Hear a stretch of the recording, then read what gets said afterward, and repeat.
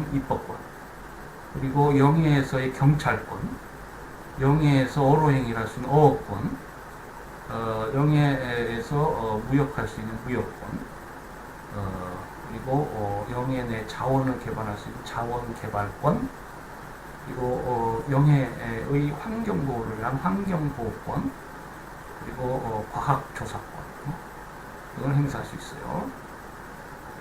물론 영토하고 완전히 동일한 국가 영역은 아닙니다.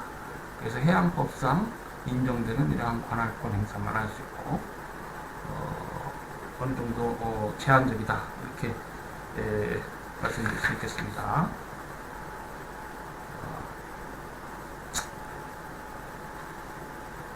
자, 우리 해양법 협약에 있어서 연안국 권리 의무를 보면은 영해를 통과 중인 외국 선박에서 발생한 범죄 관련한 형사관할권 문제가 어떻게 되느냐, 27조 1항에 되어 있는데요. 그 결과가 연안국에 미치거나 연안국의 평화나 영해의 공공질서를 교란시키는 범죄이거나 선장이나 기국 외교관 또는 영사의 요청이 있다거나 마영류 불법거래의 진압을 위한 경우가 아니면 연안국이 형사관할권을 행사할 수 없다. 그러니까 이게 영토하고 다른 점이죠. 영토 내에서의 범죄는 영역법권에 따라서 당연히 모든 범죄가 이제 그 영토국의 형사관할권에 복종해야 됩니다. 그런데 이 영해를 통과 중인 외국 선박, 전도 국제법상 국가 관행으로서 기국주의라는 것이 굉장히 크기 때문에 공해상에서 발생하면 당연히 기국이 관할권 행사하고요. 가해국 이 관할권 행사할 수도 있겠습니다. 속인주의에 따라서 이제 기국주의에 따르면 이건 그러니까 속지주의 비슷한 것이죠. 그러니까 이 영해나 공해 불구하고 이 선박이라는 개념이 있기 때문에 영토하고는 달라요. 그래서 공해상의 범죄는 기국이 관할하고 영해를 통과 중인 외국 선박에서 발생한 범죄는 이것도 이제 기국이 원칙대로 관할하는데 예외적으로 27조 1항에서 예외가 있다는 것이죠. 방금 읽어드린 것입니다. 선장이나 기국의 외교관 또는 영사 요청이 있는 경우 등등 연안국의 평화나 영해의 공공질서를 교란시키는 범죄랄지 연안국이 형사관할권을 행사할 수 있는 경우가 있습니다. 다음으로 27조 5항을 보면은 영해를 통과만 하는 외국 선박의 경우에는 영해 진입 이전에 발생한 범죄, 영해 진입 2년에 발생한 범죄의 경우에는 이러한 경우에 이제 근데 영해를 통과한단 말이죠. 그러니까 영해에 들어왔기 때문에 관할권 행사할 수 있느냐? 그렇지 않다는 것입니다. 이러한 경우에 연안국은 사람을 체포하거나 수사하기 위한 강제력을 행사할 수 없다, 이렇게 있어요. 그러나 일단 내수에 들어왔다가 출발해서 영해를 통한 중입니다. 내수는 또 좀 특이하죠. 이건 영토와 다르고요. 그러니까 영토까지 들어왔다가 영해를 통항 중인 경우에는 형사관할권을 행사할 수 있겠습니다. 자, 영해를 통항 중인 외국 선박 내 사람에 대한 민사관할권. 그럼 어떻게 되겠냐? 28조 1항에 보면은 이러한 경우에 연안국이 그 선박을 정지시키거나 항로를 변경시킬 수 없다. 그러니까 이 선박이라는 개념이 개입되어서 영해에 관련한 영역 주권은 국제법상 많은 제한을 받고 있습니다. 영국 해양법, 영국이 주도하는 국제관습법에 영향을 많이 받은 것 아닌가 이렇게 보여기도 해요. 해양대국 시절의 어떤 영국법의 수준이 국제관습에 많이 남아있는 것입니다. 자, 28조 2항을 보면은 영해 내에서 선박 스스로 책임을 초래하는 행위를 야기한 경우에는 이제 민사관할권 행사할 수 있겠습니다. 그래서 외국 선박에 대한 강제력을 행사할 수 있어요. 그래서 그 외국 선박을 압류한다거나 이럴 수 있겠습니다. 또 내수에 들어왔다가 영해를 통항 중이거나 또는 영해에 정박 중인 외국 선박의 경우에는 역시 민사관할권 행사를 위한 강제력을 행사할 수 있겠습니다. 내수에 들어왔죠. 특히 영토 개념이기 때문에 관할권 행사할 수 있겠습니다. 자, 그 영해에서의 국제법상 권리 의무 관계 중에서 가장 중요한 것이 그 외국 선박의 무해 통항권입니다. 타국 영해에서 외국 선박은 무해 통항권을 가져요. 이 무해 통항권이 이제 원어로는 innocent passage라고 합니다. 그러니까 해를 말 그대로 무해, 해를 끼치지 않고 통항한다. Right of innocent passage. 그렇기 때문에 연안국은 외국 선박의 무해 통항을 방해하지 말아야 됩니다. 이 외국 선박이 타국 영해 무해 통항권은 영해 개념 발달과 병행해서 이렇게 해왔다. 무해와 통항의 의미가 뭐냐? 해양법 외학 제18조, 제19조에 상세히 규정하고 있습니다. 간단히 얘기하면 연안국의 평화와 안전을 해치지 아니하면서 계속적이고 신속하게 미적미적되면 안 돼요. 배가 평소에 이렇게 바다를 항해하는 그런 스피드로 계속적이고 신속하게 통항을 해야 됩니다. 무해 통항권의 한 내용으로서 무해 통항하는 선박에 대해서 국적에 의한 차별을 한다거나 통행세를 부과하는 것은 금지됩니다. 평등하게 그 무해 통항을 인정해야 돼요.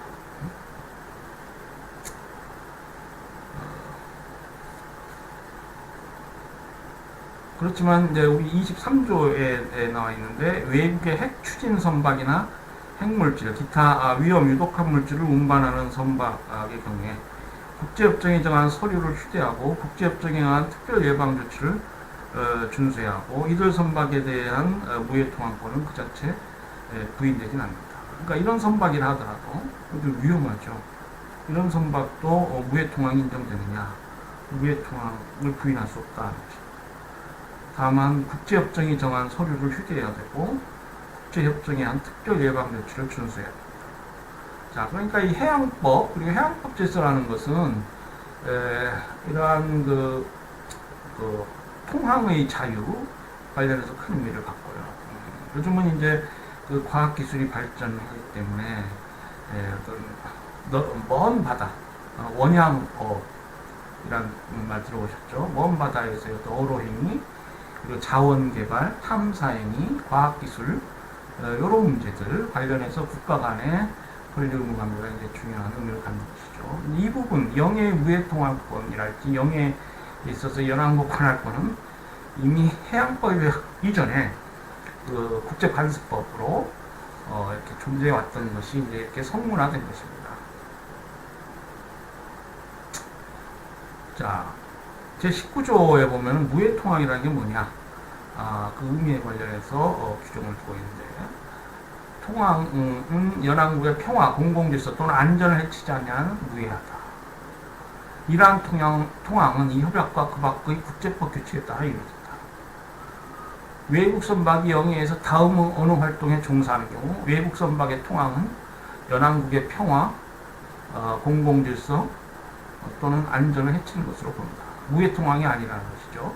자, 제19조에 쭉 A항서부터 L항까지 무해 통항이 아닌 경우가 나와 있습니다. 그런데 B항에 보면 무기를 사용하는 훈련이나 연습, C항에 보면 연안국 국방이나 안전에 해가 되는 정보 수집을 목적으로 하는 항공기의 선상 발진, 착륙 또는 탑재 이런 것들은 무해 통항이 아니에요. 그리고 군사기기의 선상 발진, 착륙 또는 탑재 쭉 한번 여러분이 읽어보세요. 어로 활동은 어떻게 합니까? 어로 활동도 무해 통항이 아닙니다. 이건 경제적으로 연안국의 이익을 침해하는 것이죠. 그리고 그 해양법에 입어야 되는 고의적이고도 중대한 오염입니다. 오염물질 투기랄지 이런 건 당연히 무해 통항이 아닙니다. 물고기를 잡아서도 안 돼요. 계속하고 신속하게 그 영해를 통항에서 빠져나가야 됩니다. 그게 무해 통항. 이게 내용이 되는 것이에요.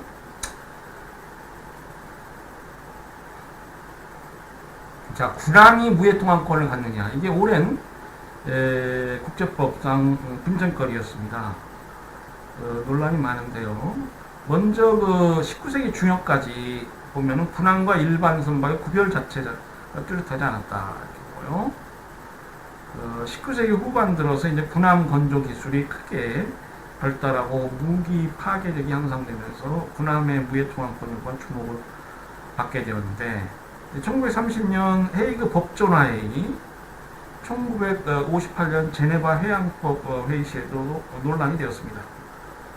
그렇지만 이제 해양 강국 이게 합의를 보지 못했어요. 해양 강국은 군함도 무해 통항권이 있다 이렇게 주장하겠죠, 당연히. 일단 못 사는 나라들은 군함 그 변변한 군함이 있을 리가 없죠. 그러니까 이제 군함의 무해 통항권을 주장한 나라들은 해양 강국입니다. 그리고 이때 회의는 이제 이러한 해양 강국과 개도국의 대립으로 허용 여부를 명문으로 해결하지 못했습니다. 그리고 이제 제3차 해양법 회의 시에는 과거 강력한 반대국이던 동부국가들이 찬성으로 돌아섰습니다. 동부국가들은 이제 동유럽 국가인데 이 해양 국가라고 무슨 내륙 국가들이 많습니다. 그래서 특별히 자기들하고 무슨 이해관계가 직접적으로 있는 경우가 거의 없지 않냐 이렇게 보는데, 어쨌거나 이제 찬성으로 돌아섰고 못 사는 나라들 축에 끼는데요. 그렇지만 이제 동부 이외의 대부분 개도국들은 여전히 반대를 했습니다. 군함의 무해 통항권 인정을 반대했어요. 그래서 합의를 볼 수 없었는데, 결국 해양법 협약은 무해 통항권을 인정한다 이렇게 적극적으로 규정하지 않고, 군함이 연안국 법령을 준수하지 않는 경우 즉시 퇴거를 요구할 수 있다. 제30조에 이러한 조항만을 두고 있었습니다. 그러니까 군함의 무해 통항권이 인정되느냐에 관련해서는 여전히 적극적으로 그것이 인정된다 이런 조항이 없어요. 이와 관련해서 국가 실행을 보면은 구소련이 군함의 무해 통항권을 인정한 적이 있습니다. 다만 30일 전에 사전 허가를 받도록 이렇게 했고,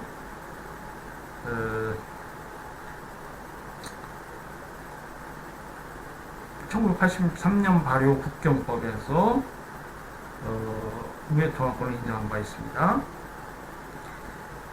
미국은 2차 대전 전까지는 군함의 무해 통항권을 부인했습니다. 근데 이제 현재는 2차 세계대전을 겪고 현재는 뭐 가장 그 강력한 해군을 보유하고 있는 국가죠. 무해 통항권의 강력한 옹호자라고 할 수 있겠습니다. 중국의 경우는 전통적으로 이 무해 통항권을 부인했어요. 그래서 1992년 영해 및 접속수요법상 사전허가를 요구하는 조항을 주고 있습니다. 사전허가를 요구한다는 것은 무해 통항권을 인정하지 않는다는 것 같은 것이죠. 그러니까 소련의 경우에는 이제 쭉 30일 전 사전허가 제도를 통해서 무해 통항권을 인정하지 않다가 1983년 국경법이 발효하면서 이제 무해 통항권을 인정한 것이죠.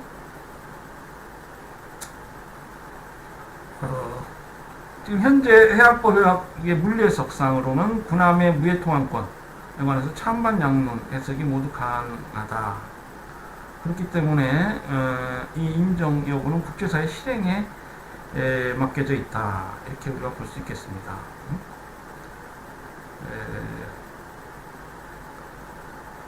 그런데 이 군함의 무해 통항권을 인정할 것인가 말 것인가, 국가 실행 문제가 중요하다. 뭐 이런 논의들이 오가지만, 지금 현실적으로 보면은 핵 추진 함정, 대형 유조선, 유독, 위험 물질의 대량 탑재 선박 등이 출현하고 있어요.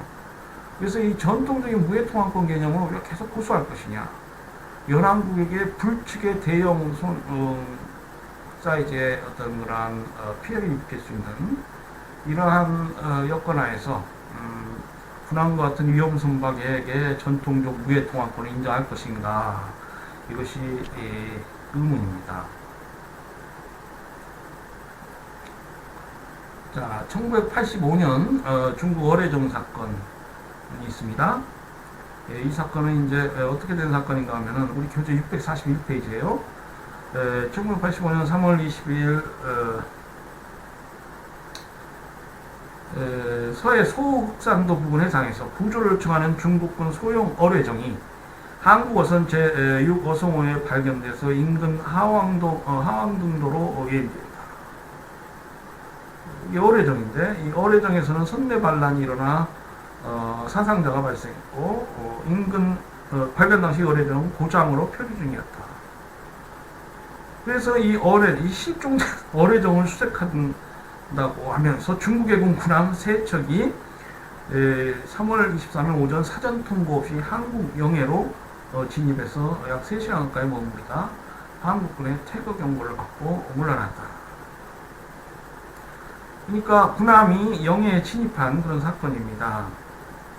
그래서 중국 외교부가 외교적으로 자신의 부주의를 사과하고 그런 사건인데, 한국 측이 이제 항의하고 중국 측은 사과해라, 그리고 책임자 조치를 해라, 이렇게 요구했어요. 그런 사건입니다. 그래서 이제 군함의 영해 침입 관련한 선례라고 할 수 있는데요. 결국 법적 분쟁으로 이게 비화하진 않고요.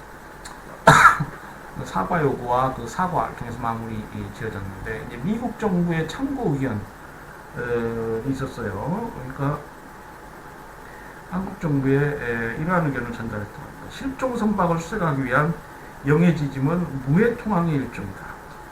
조난 선박의 구조를 위해서는 타국 영해 내에서 정선할 수 있기 때문에 중국 함정이 한국 영해에 사전 통보 없이 진입하여 수시간 정도 정선한 것은 국제법 위반이 아니다. 그래서 이제 미국 정부는 이걸 무해 통항, 조난 사고의 구조 이런 관점에서 이제 적법한 것이다, 이렇게 이제 의견을 우리 한국 정부에 통보해왔다고 그래요. 이제 미국 정부는 아까도 말씀드렸다시피 군함의 무해 통항권, 영해에서의 군함의 무해 통항권을 적극적으로 인정하는 그런 국가의 하나입니다. 그리고 우리나라에도 그 미 항모가 그 연례 작전 관련해서 배치되고 입항하고 그러죠.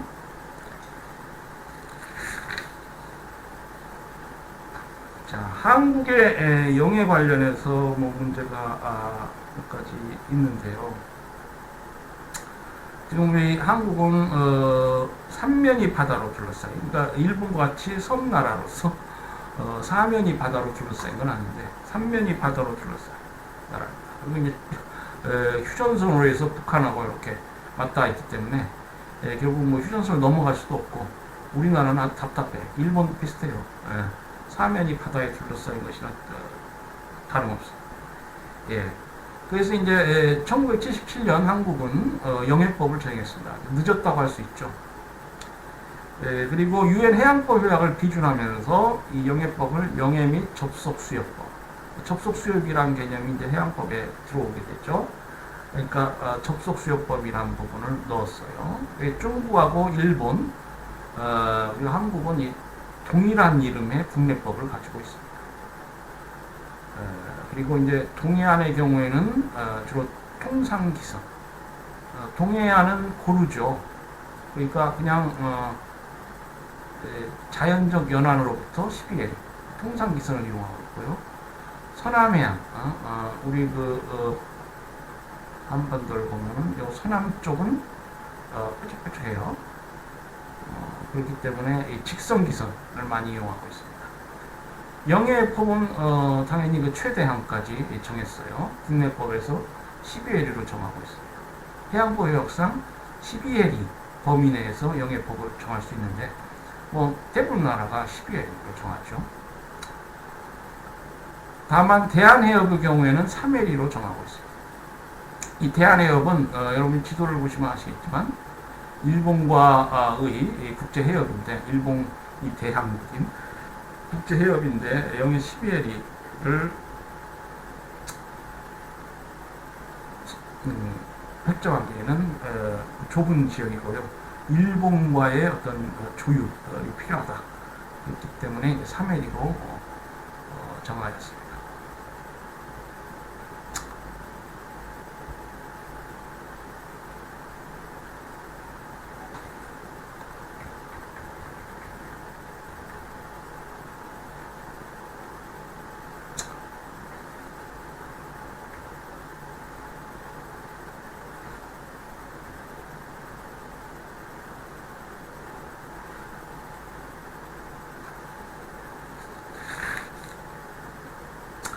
그러니까 한국은 이제 1977년에나 비로소 영해를 가지게 되었어요. 물론 그 이전에도 이제 관습국제법상 국제법적으로는 국내법으로 영해를 정하느냐에 상관없이 국제법적 차원에서는 어느 나라나 국가인 경우에는 뭐 국제관습법으로 영해를 갖게 됩니다. 자, 그 이전에 뭐 영해에 관련한 법이 없었느냐? 1948년 5월 10일자 미 군정법령.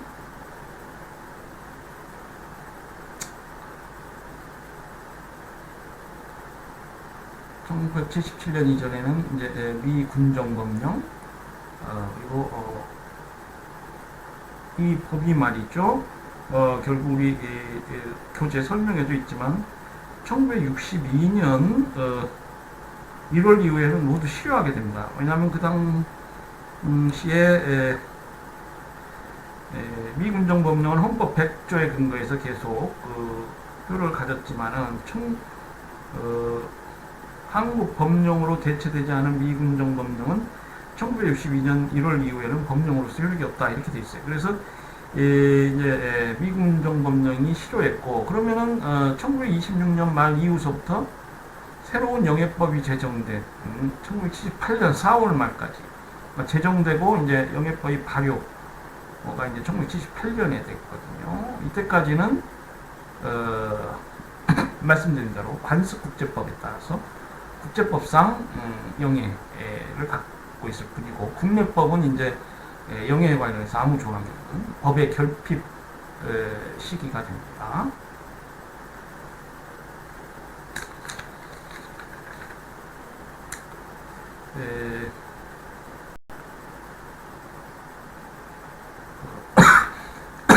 영해법과 접속수역법 관련해서 이제 제5조에 보면은 해양법 협약이 인정하는 외국 선박의 무해통항권을 규정하고 있고요.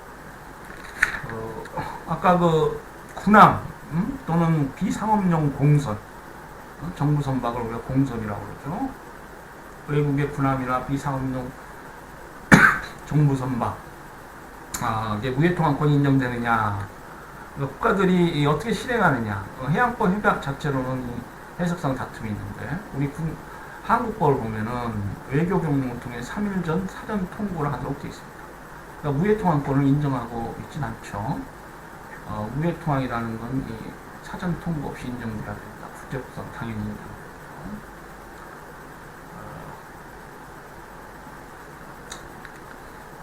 그래서 3일 전 사전 통보 의무가 있는데 단 예외가 있어요. 그 수역이 국제 항행에 이용되는 해역, 그리고 공해대가 없는 경우. 그러니까 이 통항의 자유는 국제법상 매우 중요한 가치입니다. 그러니까 국제 항행에 이용되면 이 통항의 자유를 되도록이면 적절히 보호해야 됩니다. 그렇기 때문에 사전 통보 없이 통항할 수 있게 하고, 물론 이제 공해대가 없어야 합니다. 공해대가 있으면 그 공해대를 통해서 통과하면 되죠. 한국 영해를 거칠 필요가 없잖아요. 그리고 이제 북한의 경우에 1985년 소련과 두만강 국경과 영해의 경계를 획정하는 국경선에 관한 협정을 체결한 바 있다. 그래서 한국의 영해에 관련한 이러한 역사적 사실들, 또 법들이 있습니다. 자, 다음으로 이 서해 5도와 북방 한계선 문제. 지금 우리 국내 정치적으로도 많은 논란거리였고 뭐 그런 문제들이죠. 특히 1999년 이래 수차례의 국지적 무력 충돌이 남북한 간에 있었는데, 이게 바로 서해 5도 북방 한계선 관련한 문제를 둘러싸고 일어난 것입니다. 이 서해 5도와 북방 한계선 문제는 1953년 정전협정으로 거슬러 올라갑니다. 이 정전협정 관련해서 육상분계선은 명확하게 획정이 되고 합의를 봤는데요. 이 해상분계선 관련해서는 모호하게 합의를 봤을 뿐입니다.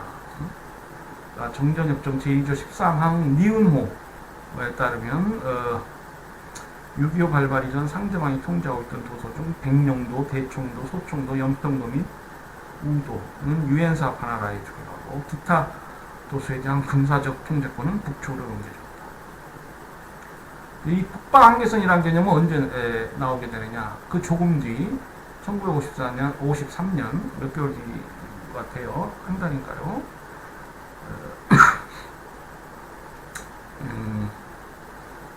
1953년 8월 27일 클라크 유엔 사령관이 북방 한계선을 일방적으로 설정하고 국내적으로 시행했습니다.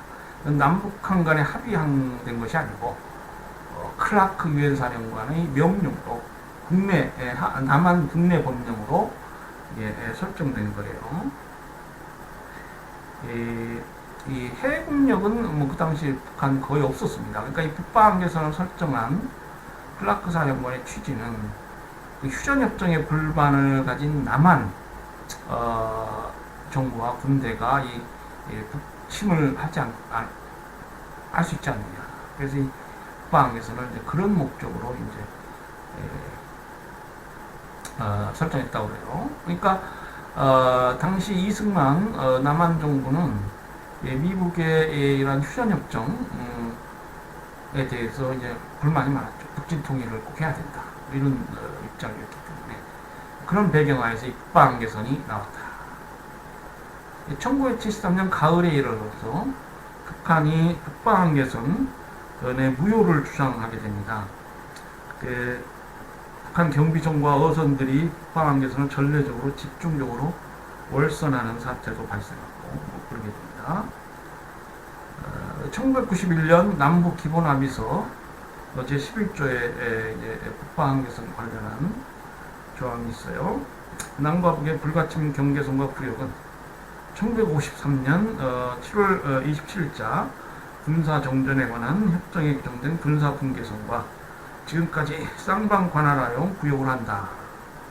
이렇게 되어 있습니다. 그러니까 정전협정을 인용했어요. 근데 문제의 이 정전협정이 그 해양 한계에 관해서는 명확하지 않다는 것입니다. 그래서 1992년 9월 17일에 이르게 되면 남북 불가침 부속합의서가 채택되는데 그 10조에서 남과 북의 해상 불가침 경계선은 앞으로 계속 협의한다. 이렇게 합의를 보게 됩니다. 그러면 이 클라크 유엔 사령관이 설정한 북방 한계선의 법적 효력은 어떻게 되느냐? 그러니까 정전협정은 서해 5도와 기타 도서 관련해서만 모호하게 설정되었습니다. 이 북방 한계선은 서해 5도와 북한 지역 간의 대체적인 중간선이 되겠습니다. 정전협정이 모호하다는 것이죠. 2조 15항 16항. 이 정전협정은 아까도 말씀드렸습니다만 휴전 당시 양측이 실효적 지배권 행사하던 영역을 기준으로 사실상의 경계협정을 했습니다. 자, 그래서 북방 한계선의 법적 효력을 있다라고 긍정적으로 주장하는 사람들은 이 정전협정 자체가 이제 대적인 중간선에 따라서 그 설정한 북방 한계선과 관련이 없고 북한 측이 20년간 별다른 이의를 제기하지 않았다. 그리고 북방 한계선을 기준으로 삼는 여러 조치를 수용해 왔었다. 이런 점들을 그 논리, 자신들이 주장하는 논리 근거로 삼고 있습니다. 그리고 남북 기본합의서 제11조도 대체로 이 선을 경계선으로 수용하고 있다. 이에 반해서 북방 한계선의 법적 효력은 그 효력을 인정할 수 없다라는 반대설이 있어요. 유엔군 사령부가 일방적으로 설정한 선이다. 그리고 그 설정에 관해서 북한 측에 통치되지 않았다. 그리고 1950년 이후 북한의 북방 한계선 침범 사례가 꽤 있다. 묵인한 것이 아니다. 이런 것들을 그 논거로 하고 있습니다. 이 북방 한계선에 관련해서 우리 좌파 진보 정부는 그러니까 남북한의 화해 모드 그리고 이제 평화공존, 궁극적으로 평화통일 이런 쪽으로 나아가기 위해서 상당히 온화하고 소극적인 그런 입장에 있다 이렇게 볼 수 있겠어요. 1996년 7월 16일 이양호 국방장관 발언 같은 것이 그렇습니다. 국회에서 북방에서는 어선보호를 위하여 우리가 그은 선으로 북측이 이를 넘어와도 정전협정 위반이 아니며 상관하지 않겠다. 이렇게 답변하는 바 있고요. 2007년 10월 4일 남북 정상회담 시에 남북 양측이 서해 평화협력 특별지대 설치를 논의했고 방북을 마치고 돌아온 노무현 대통령은 서해 북방에서는 경계 합의가 없는 상태에서 남북이 설정한 작전 금지선으로 영토선이 아니다. 이렇게 발언한 바 있어요.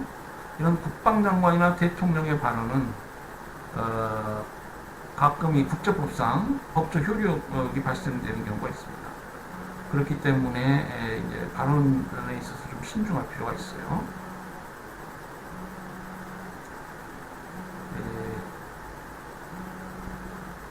동해의 경우에는 이제 휴전선과 동해가 만나는 지점으로부터 위도와 수평으로 북방 한계선을 설정하고 있습니다. 북방 한계선이 남북 한간 사실상 해양 경계선 역할을 한다면 서해 오도와 같은 특별한 사정이 없고 해안섬 형태도 단조로운 동해에서는 남북 한간 등거리선을 북방 한계선으로 설정하는 것이 합리적인 것이 아닌가. 그러니까 이 휴전선과 동해가 만나는 지점으로부터 위도와 수평으로 북방 한계선을 설정하면 북한 지역의 해역이 굉장히 넓어집니다. 그러니까 동해에 있어서는 이 북방 한계선이 유리하지가 않아요. 우리 남한에 유리하지가 않습니다. 그러니까 등거리선을 설정하면은 그 북방 한계선이 훨씬 북쪽으로 올라가요. 그래서 등거리선, 그러니까 위도선 이렇게. 그러니까 휴전선하고 동해가 만나는 지점의 위도, 이게 아니고 위도로 북방 한계선을 설정하면은 남한 즉 해역이 많이 줍니다. 이건 우리 스투피드한 거예요. 그러니까 국제법상 등거리선, 북한 해역하고 남한 해역에서 같은 거리에 있는 그런 등거리선으로 북방 한계선을 설정하는 것이 현명한 것입니다.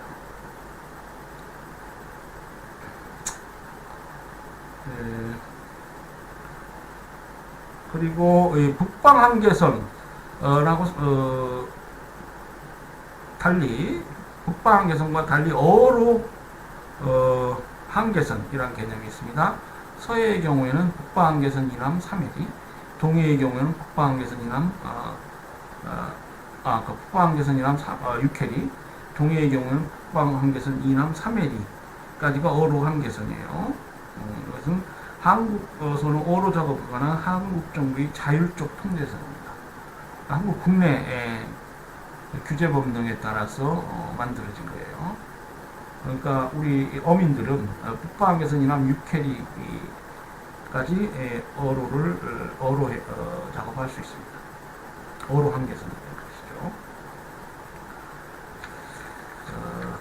북한의 경우에 이제 군사 수역을 선포하고 있습니다. 이 군사 수역이란 개념은 해양법상 개념이 아니고요. 또 국제법상 개념도 아닙니다. 일부 국가들이 자국 인근 수역을 외국 선박의 무해 통합권마저 규제하는 그러한 군사 수역으로 선포하는 국가 실행을 보이고 있습니다. 이들 국가는 국가 안보를 위해서 자국 연안의 군사적 목적의 특수 수역을 주장하고 있는 것이죠. 그 대상은 영해 범위인 12캐리부터 200캐리 이렇게까지 폭의 차이가 크고요.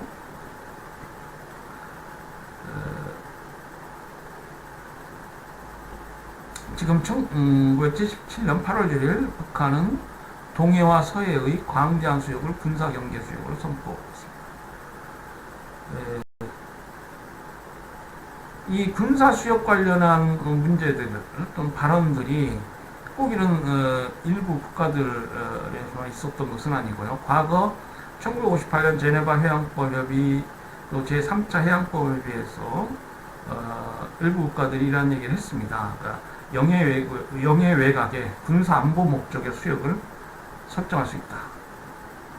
설정할 수 있어야 한다. 그러나 특별히 접속 수역 외의 이러한 군사 수역 설정에 관해서 국제사회가 동의하지 않았죠.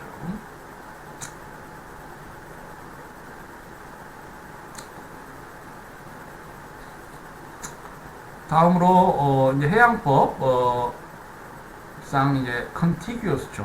국제 수역 관련한 부분 그리고 국제 해역 international strait 국제 해역 국제 해역법에 인정되는 해양법상 중요한 법제도가 통과 통항 제도입니다. 무해 통항과 유사한데 어떻게 차이가 있는지 보고요. 그리고 우리나라에 독특한 국제협이 있습니다. 제주해협, 이 국제협에 해당이 됩니다. 전형적으로 해양법상 국제협에 해당되는 우리 국내 해협이 대한민국 해협이 제주해협. 다음으로 해양법상 군도수역 이라는 개념이 있어요. 군도수역 이라는 개념에 관해서 archipelagic state 군도 국가를 우리가 원어로 archipelagic state라고 해요. 군도 기선 archipelagic baseline 이런 개념이 있습니다. 자, 접속 수역 관련한 해양법 중요한 부분을 간략히 보도록 하겠습니다. contiguous zone, 오늘은 contiguous zone이라고 하는데 이 접속 수역은 18세기 초 영국의 하버링 액트에서 기원했다 이렇게 불러요. 19세기를 들어서 이 부분은 폐지되었습니다. 그런데 이제 국제사회에서 하나의 국제관습법으로 쭉 국가 관행을 통해서 유지되었다 이렇게 보고 1958년 영해 및 접속 수역에 관한 협약 제24조에서 12해리 접속 수역을 설정할 수 있게 했습니다. 1982년 해양법 요약에서는 24해리로 이게 확장이 되었어요. 자, 해양법 요약 제33조에 보면은 접속 수역이라는 개념이 있습니다. 연안국이 영토나 영해에서의 관세, 재정, 출입국 관리 또는 위생에 관한 법령의 위반을 방지하거나 영토나 영해에서 이를 위반한 자를 처벌하기 위해 영해 외곽에 기선으로부터 24일 이내로 설정하는 수역. 그러니까 접속 수역은 뭘 목적으로 해요? 영토나 영해에서의 관세, 재정, 출입국 관리 뭐 이런 행정적상 설정되는 그런 수역입니다. 그러니까 영해에서의 국가관할권보다는 이제 그 범위가 훨씬 줄어들고요. 그 기선으로부터의 폭은 자, 영해가 있으면은 영해 외곽에 12해리가 있겠죠. 12해리 이내라고 하지만 대부분 나라가 12해리를 영해로 설정할 것입니다. 그러면은 이 기선으로부터 24일이니까 제가 아까 그림을 좀 잘못 그린 것 같은데요. 다시 한번 명확하게 설명을 드리겠습니다. 자, 영해에 12일을 설정했다. 그러면 기선으로부터 24일 이내 접속 수역을 설정할 수 있으니까 접속 수역은 최대 12해리가 되겠습니다. 영해 12해리, 접속 수역 12해리. 영해 외곽에 설치하고 기선으로부터 24일. 기선으로부터. 영해 외곽으로부터 24일이 아니고 그렇기 때문에 기선으로부터 치면은 합계 24일 이내 영해 접속 수역이 있을 것이다. 이렇게 보는 것이죠. 1958년도에는 영해가 3일이었으니까 접속 수역까지 최대 12회리, 그러니까 접속 수역은 9회리 정도가 접속 수역이 되겠습니다.